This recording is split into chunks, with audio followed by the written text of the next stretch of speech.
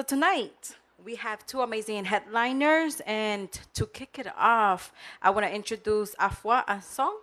And she is a Ghanaian American artist who writes poetry and teaches contemporary and traditional West African dance. Whoa.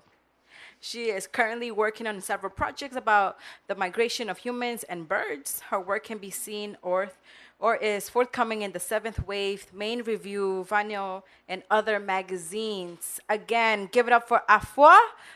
They're going to be sharing some amazing pieces for us. Afua.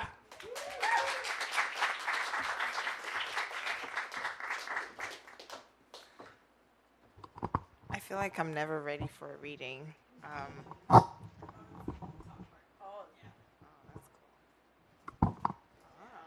Okay. For a working class person, I'm like, you turn them I sing in church almost every Sunday, and I always get nervous before mounting the stage. But it's exciting to be here. I'm so grateful to God because when Kay reached out to me, I was at a residency at BMC, which is a beautiful, beautiful place. I think everyone should apply there. And so I thought she would be upset at me. And then when I came back, she was like, "Would you come do it again?" Oh, he. I was like, "Would you come do it again?" I was like, "Oh yeah, I would." So thank you, Sonia, for bringing me here. Thank you to the Asian American Writers Workshop, and thank you to everyone here for coming to hear me read. I feel like this is... Take up all the space you want. Yes. Okay. I'm going to start by reading an excerpt from James Baldwin's Stranger in the Village, and I feel that it just says everything I've wanted to say for a long time, and when I discovered it, I was like, whoa. Okay. I tried not to think of these so lately baptized kinsmen, of the price paid for them, or the peculiar price they themselves would pay, and said nothing about my father, who, having taken his own conversation too literally, never at bottom forgave the white world, which he described as heathen, for having saddled him with a Christ in whom, to judge at least from their treatment of him, they themselves no longer believed. I thought of white men arriving for the first time in an African village, strangers there, as I am stranger here today, and tried to imagine the astounded populace touching their hair and marveling at the color of their skin. But there is a great difference between being the first white man to be seen by Africans and being the first black man to be seen by whites. The white man takes the astonishment as tribute, for he arrives to conquer and to convert the natives, whose inferiority in relation to himself is not even to be questioned. Whereas I, without a thought of conquest, find myself among a people whose culture controls me, has even in a sense created me, people who have cost me more in anguish and rage than they will ever know, who yet do not even know of my existence. I'm going to read a couple of poems I've been working on this year. The first one is Black Ballad, which just got published, a 4-way review online. Woo! I wrote this poem at an airport. I remember I was just like struggling to come up with the first poem for my thesis, and I couldn't get it together, and I was like, I got this poem. And it was hard to write because it was just revealing a part of myself that I didn't want to tell anybody about. Black Ballad. The night I try to kill myself, a boy is shot in the shoulders at the gas station next to my apartment. I don't flinch. I lie on the rubber of my bed that keeps the bugs away and stare at the black poles holding the bunk bed together. The mice play sought and found in the shoe closet filled with all size 10s.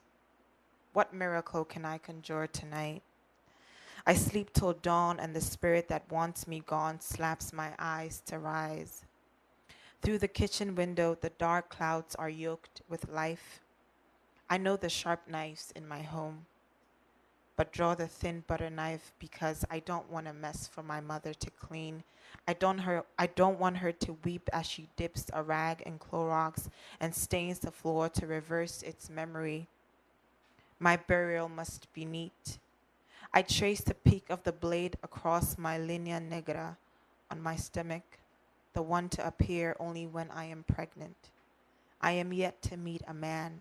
How do I leave this night with ease? I wrote this next poem in conversation with Wole Soyinka's telephone conversation, where he speaks to a landlady in London who asks him what is the color of his skin. I am not African. We need new names. I am that odum wood the carpenter saws for darling's bed. See that jacaranda poppin' petals of lavender and grace. I am that brown branch bending the back of a butterfly, asking if the skies have shaken hands today, for rain to fall and greens to sprout. No, not even West African sepia. I am not African. I have only known the red sands behind my grandmother's garden, the silver dove sitting under the moon. The next poem, autobiography, I feel like everyone has to have an autobiography of themselves. You know, it's like, if I die, I want you to know what I thought about myself, you know. Um, I was late to birth, forced my head towards my mother's throat and nudged her to vomit me out. I came out watermelon unripe, pushed away nipples of a woman I didn't know. The scent of milk angered my lips. I wasted in hunger, yearned to lick soft foods earth bloomed while waiting for me. I left a finger in my mother's womb. So like this is all true. I didn't drink breast milk when I've never drank breast milk basically, and I almost had like an 11th finger. So ask me later for more. Um, so this is where it gets serious. Okay. I've been thinking a lot lately about the intersection of being Black and African, and how I've lived here for at least 12 years, and I'm usually hesitant to say I'm African American, but if you call me African, I'm like, yeah, I'm African. But when there's racism, they don't differentiate between you being African American or Haitian. You're Black, and that's all they see. So a lot of my work has been sort of interrogating what that means. So I've been writing a few poems about that, and also about being an immigrant. So the rest of the poems are going to be about that. This is double consciousness. The nation has yet to found peace from its sins.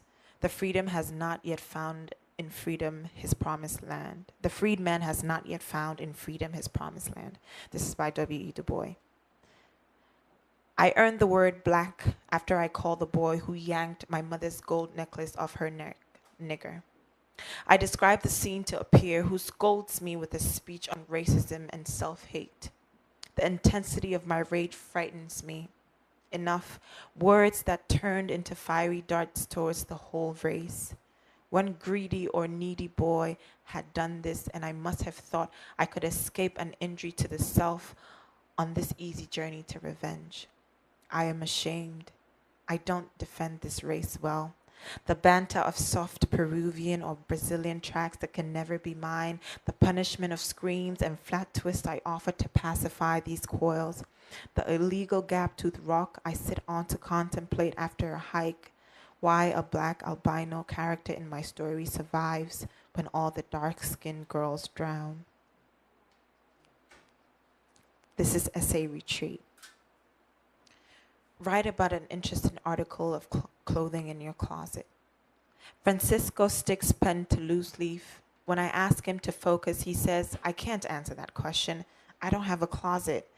It is the loudest spring day in Southampton. The glass reaches for the sun's glare and wraps it on my forehead.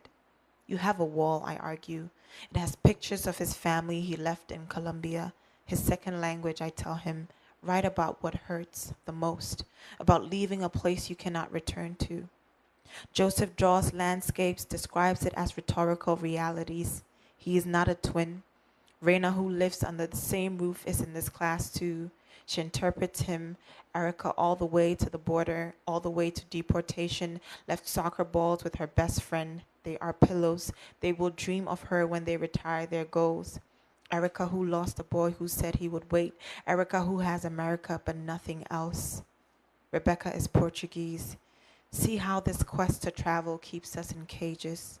See how when I grate my teeth, my gums smell of the Atlantic Ocean, the wet screams of my ancestors. I don't vomit my fears. I don't say you two will sit in a bathroom, stall and cry your throat out in mother tongue. I don't describe the knot that will tie in their stomachs, force them to search for familiar flavors. I don't tell them ever since I left, there's been nothing present but self.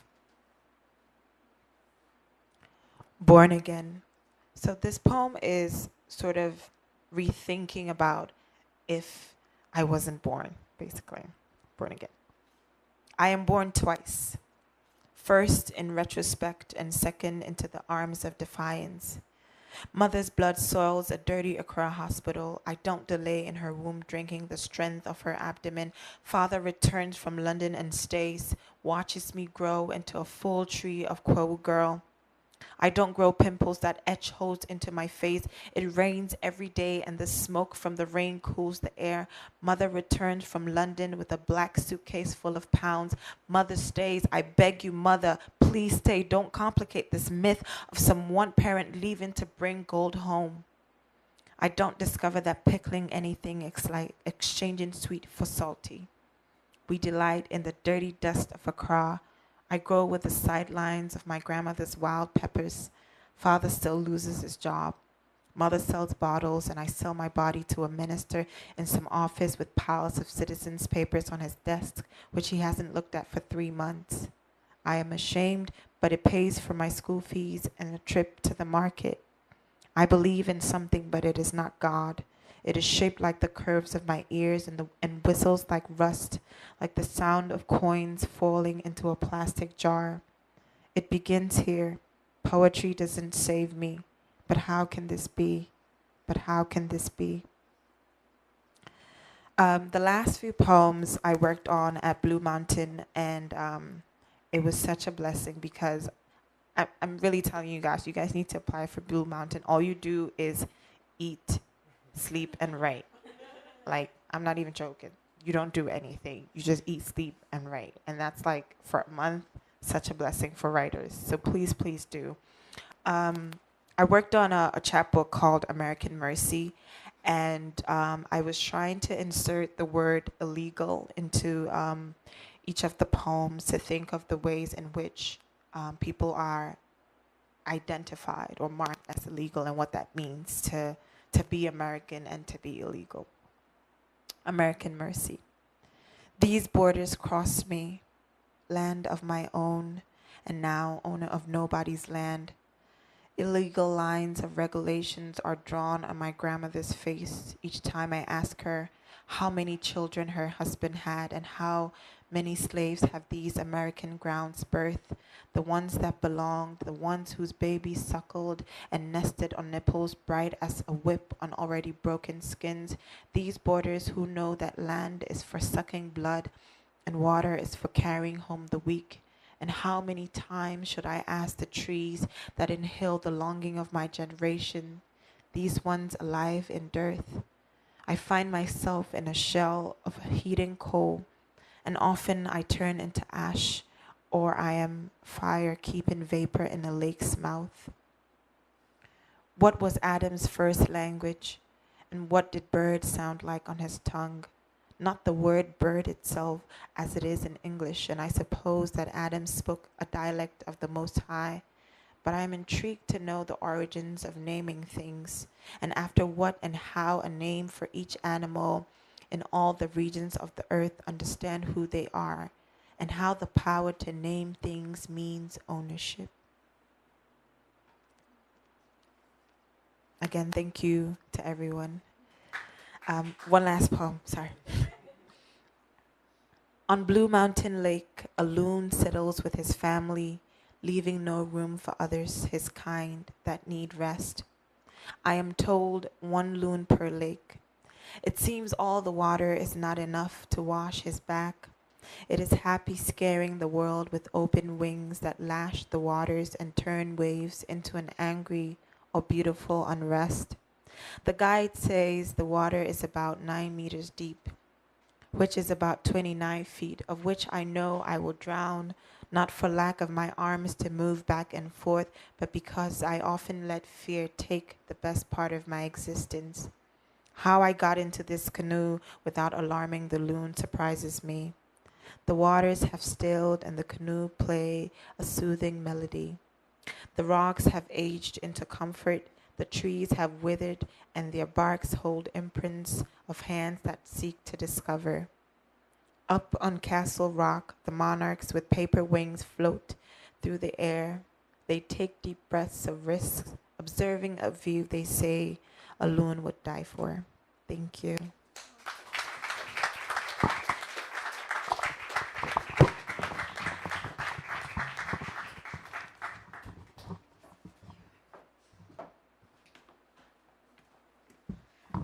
One more time for Afua? My God.